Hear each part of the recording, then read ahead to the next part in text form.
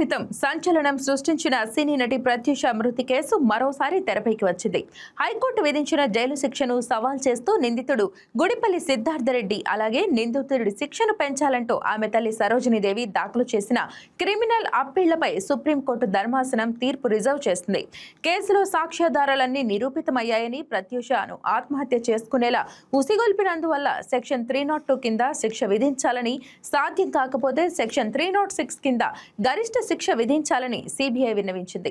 మృతురాలు నిందితుడు ఇద్దరూ కలిసి పురుగుమందు తీసుకున్నందువల్ల ఆత్మహత్యకు ఉసిగొల్పాడన్న అంశం ఉత్పన్నం కాదని నిందితుడి తరపు సీనియర్ న్యాయవాదులు వాదించారు. ఇరుపక్షాల వాదనలు విన్న ధర్మాసనం తీర్పు రిజర్వ్ చేయడంతో ఎలాంటి జడ్జిమెంట్ వస్తుంది, ఎప్పుడు వస్తుంది అనే ఉత్కంఠ నెలకొంది. ఈ కేసులో ఒకసారి ఫ్లాష్ బ్యాక్ లోకి వెళ్తే సినీ నటి ప్రత్యూష మృతి. ప్రత్యూష సిద్ధార్థ్ రెడ్డి హైదరాబాద్ లో ఇంటర్ చదువుతున్నప్పుడు ప్రేమించుకున్నారు.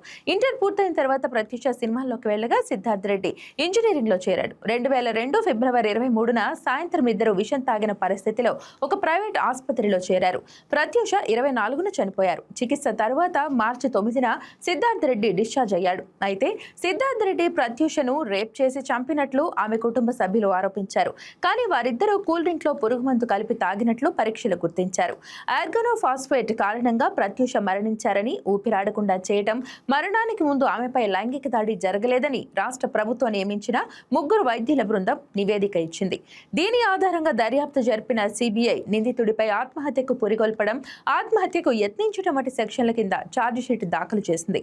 నిందితుడు సిద్ధార్థ్ రెడ్డికి హైదరాబాద్ మెట్రోపాలిటన్ సెషన్స్ జడ్జి 5 ఏళ్ల కఠిన కారాగార శిక్ష, 5,000 జరిమానా విధిస్తూ 2004 ఫిబ్రవరి 23న తీర్పు చెప్పారు. దీనిపై సిద్ధార్థ్ రెడ్డి హైకోర్టును ఆశ్రయించగా జైలు శిక్షను 2 ఏళ్లకు తగ్గిస్తూ జరిమానాను 50,000కు పెంచుతూ 2011 డిసెంబర్ 28న తీర్పిచ్చారు. ఈ శిక్షపై సిద్ధార్థ్ రెడ్డి, ప్రత్యూష తల్లి సరోజినీదేవి 2012లో సుప్రీంకోర్టులో అప్పీళ్లు దాఖలు చేశారు. నిందితుడి శిక్షను పెంచాలని ప్రత్యూష తల్లి సరోజినీదేవి కోరగా హైకోర్టు విధించిన జైలు శిక్షను సవాల్ చేస్తూ నిందితుడు గుడిపల్లి సిద్ధార్థ్ రెడ్డి పిటిషన్ వేశారు. వాదనలు పూర్తవడంతో సుప్రీంకోర్టు తీర్పు ఎవరికి అనుకూలంగా ఉంటుందనే సస్పెన్స్ నెలకొంది. ఒకవేళ సిబిఐ కోరినట్లు నిందితుడికి 302 సెక్షన్ కింద నేరం రుజువైతే సిద్ధార్థ్ రెడ్డికి మరణశిక్ష కానీ, యావజ్జీవ కారాగార శిక్ష కానీ పడుతుంది. ప్రత్యూష 1998లో మోహన్ బాబు నటించిన రాయుడు సినిమాతో తెలుగు తెరకు పరిచయమయ్యారు. ఇందులో ఆమె మోహన్ బాబు కూతురుగా కనిపించారు. తర్వాత శ్రీరాములయ్య, స్నేహం అంటే ఇదేరా, కలుసుకోవాలని వంటి చిత్రాల్లో నటించి మెప్పించారు.